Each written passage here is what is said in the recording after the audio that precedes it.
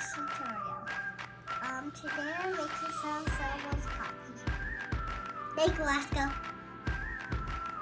So the first thing I like to do is set my water to 185 degrees. It doesn't need to be as hot for an AeroPress as it would for a pour over or a French press.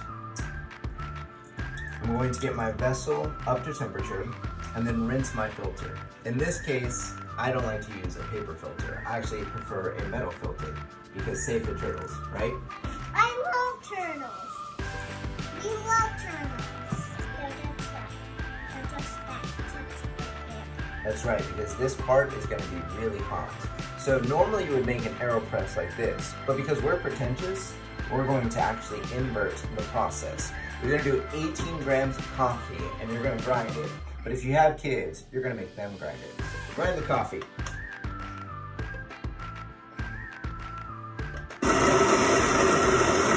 Before you put the coffee into the AeroPress, make sure you give the AeroPress a nice cleaning and rinsing with your hot water.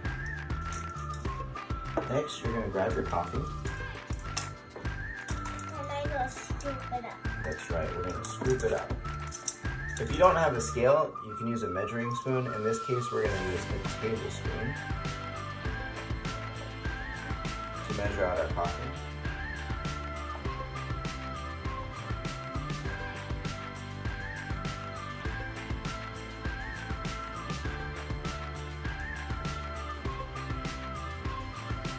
So roughly 3 to 4 tablespoons of ground coffee.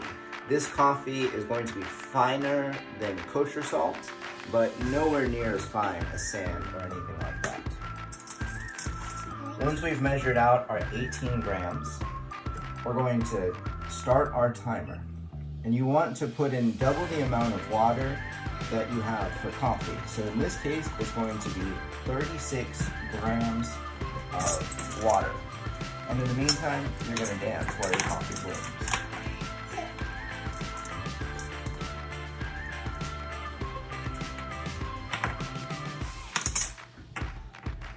The bloom time should only be about 30 seconds, but if you get distracted dancing, you can go to 45 seconds. Once your coffee's finished blooming, you're going to grab your coffee and swirl it counterclockwise, unless you hate the southern hemisphere. Next, you're going to pour your water up to the top clockwise, unless you hate the northern hemisphere.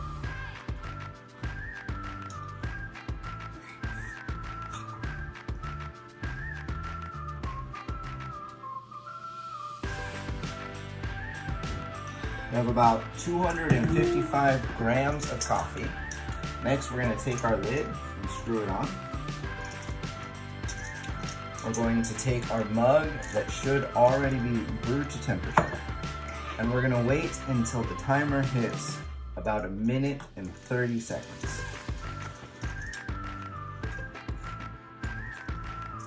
Once your coffee has been brewing for 1 minute and 30 seconds, you're going to push the AeroPress down into your mug, and you're going to feel some resistance because the gyms have been closed. But we believe that you can do it. Oh no.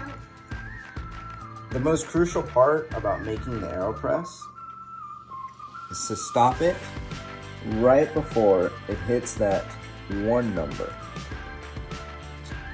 This is going to ensure we don't get any of our grounds into the coffee, and we have a very nice clean cup without any residue. And that's how you make an AeroPress. So simple, a 5-year-old and a 3-year-old can make it. Thanks for joining us.